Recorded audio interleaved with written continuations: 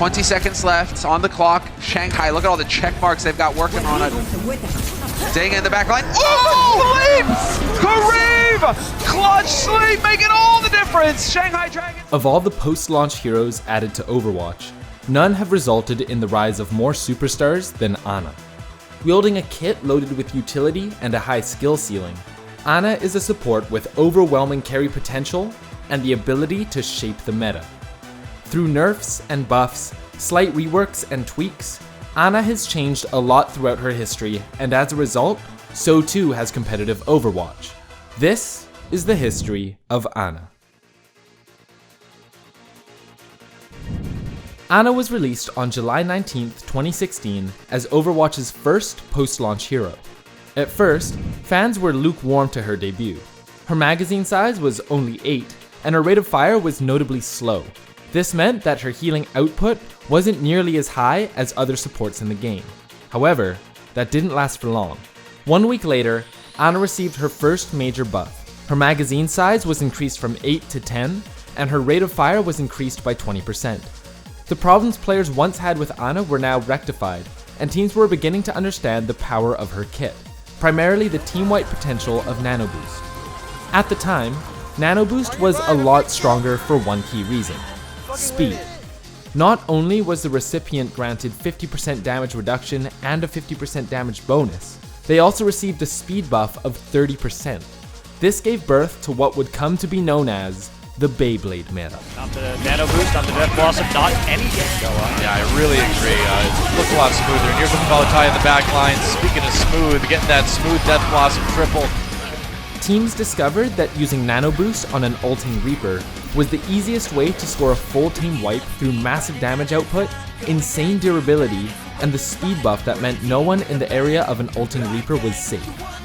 And just to make Reaper even more unstoppable, teams would apply a Zarya bubble and Lucio's speed boost to him, meaning that the few stuns in the game would have no effect. It was as simple as spin to win. And that's what we saw throughout Apex Season 1's round robin stage. But come playoff time, a new patch and a new meta would start to emerge. On November 15th, 2016, Ana's Nano Boost no longer granted a speed increase. This limited the effectiveness of Beyblade because it required the Lucio's speed boost each and every time. Additionally, one hero had been receiving a steady stream of buffs for quite some time, and was about to come into their own as a meta-defining pick, and this hero's name was D.Va.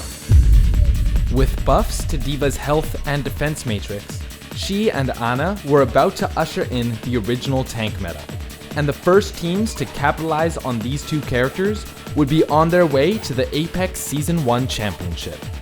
Enter Envious. Envious was one of the first teams to utilize a triple tank composition of D.Va, Reinhardt, and Roadhog to great effect, making use of Ana's healing output to grant extremely high sustain, and D.Va's defense matrix to absorb Unco's healing, denying sustain for Rogue. This triple tank lineup would become a staple for the rest of the playoffs, and eventually lead Envious to become the Apex Season 1 champions, becoming the first ever Western team to win a championship in South Korea. But let's talk about how Ana was the backbone of this comp. With such high healing output, a well-defended Ana can continuously pump out healing for her team. A team that already has insane tankiness with two 600 HP tanks and a 500 HP hammer-wielding German man with a 2000 HP barrier.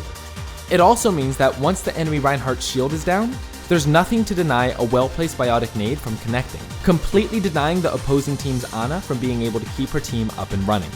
Defense Matrix is used to eat the opposing Ana's nade to ensure that your team never has to deal with its anti-heal effects. It's also important to keep in mind that at this point, any allies hit by the Bionade receive 100% extra healing for 5 seconds. Denying the value of Bionade was critical for Envious's success. This triple tank variant would be the primary meta throughout Apex Season 2, but nerfs to Ana's Bionade, along with nerfs to D.Va, lowered the composition's success rate. However, two upcoming changes would flip competitive play on its head.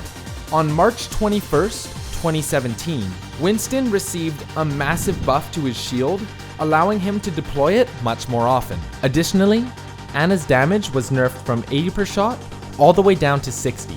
And this was key, because Ana could no longer 2-shot a Tracer or 3-shot 200 HP heroes. This increased time to kill completely changed her damage breakpoints on dive-centric DPS heroes. For this first incarnation of dive, and while she was still a present force, Ana started sharing more and more time with Zenyatta, who had just received damage buffs. This dive-based attack from AF Blue into the Ana triple tank old guard of X6 Gaming illustrates the power that dive had over Deathball. Even with a nano-boosted Reinhardt, X6 simply cannot contain the overwhelming offense of a Genji Blade combined with a Tracer buzzing through their back line. With Winston's barrier online more often, and divas becoming even more skilled with their defense matrix, Ana's value was beginning to dwindle, and it was only a matter of time until Zenyatta would fully take her spot. Zenyatta players didn't have to worry about having their healing eaten, and Zenyatta's Discord Orb was perfect for dive comps, as it amplified damage on the discorded enemy by 30%. For coordinated teams, this meant obliteration unless the other team was also running a Zenyatta of their own. There have been several meta shifts since Ana's first introduction. We briefly saw Double Sniper nearing the end of Overwatch League Season 1 with the power of Grav Dragon, and now we have Goats and its many variants, some of which do include Ana, although she hasn't been anywhere near as prominent as she was during Apex Season 1 and 2. She's a hero who has had countless changes, nerfs, and buffs. Her damage went from 80 to 60 and now sits at a comfortable 70. Nano Boost used to grant speed boost and now it heals instantly for 250. And can you believe that her weapon went from once having a mere 8 shots to its current 14? There's no support in the game with as high a skill cap as Ana. And such, she has proven to be a difficult hero to balance. Nonetheless, when you think of some of the best players to ever play the game, it's hard not to mention the likes of Ryu Jae Hong, Jonak, and even highlight reel streamers like ML7. And while Ana's dominance in professional play may have been short-lived, recent nerfs to defense matrix and the rumors of a Force 222 could very well lead to Ana's resurgence. And now, a message from our sponsors. You and your friends game together. You win some, you lose some. But sometimes, the challenge is too much and it takes a real team to get back up. Introducing Insights, an all-in-one platform to elevate your team performance. Simply play, review, and strategize, all in real time. See why the pros use Insights to organize and review their gameplay. Get your free account today.